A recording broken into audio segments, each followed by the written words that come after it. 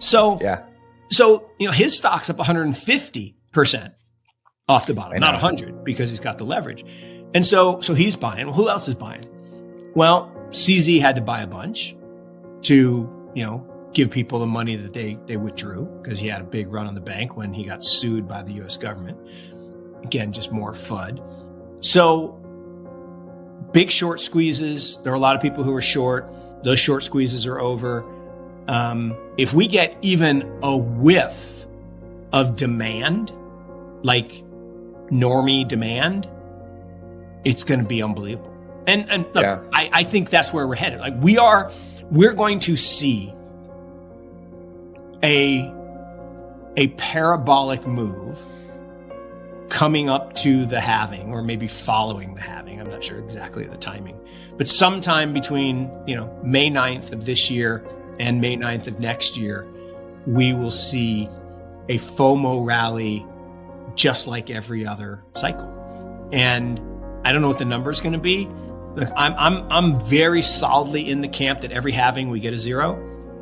10, 100,000, 10,000. This one's 100,000, and so that becomes the anchor of value. The network increases by tenfold over a 4-year cycle. But you can go way above that. I mean, way. So who knows? At 10, we got all the way to 70. So that was way too high. And then, we never got back to 10. That's interesting. That is interesting. Yeah. What do you think about, in general, it's just also like law of large numbers, sort of like we're not going to keep, the rate of increase for crypto over these cycles can't keep doing what it's doing. Otherwise, if you do the math in like 3 cycles, it's going to be. No. And it hasn't, right? First cycle, I just did this, right? We get a down year, then we get 3 up years, down year, 3 up years, down year, 3 up years. So 2 cycles ago, the 3 up years were like 1,000%, 600%, and 400%. Then the down 84%. Then the 3 up years were like, 300%, 400%, and 200%. Then a down year, and then, it was like 120%, 60%. And so that, to your point, the law of large numbers is kicking in. Now, we can still go up tenfold total, but we're not going to go up 100-fold or 50-fold or even 20-fold.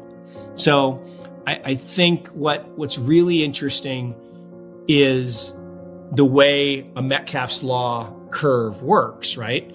Is that slope does keep getting lower and lower. You don't have the 60-degree slope, then the 45, then the 30, then the 20.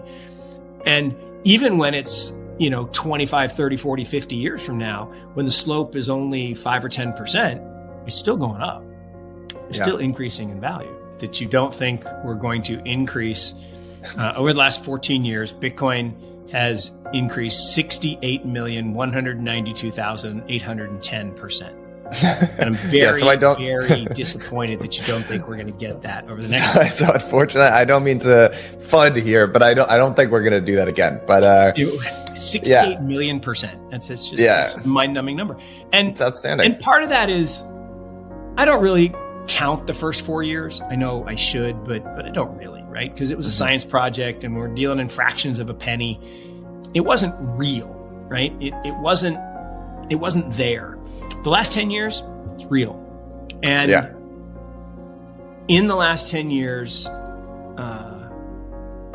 8 of those 10 years, including this year, Bitcoin's the best performing asset of all assets.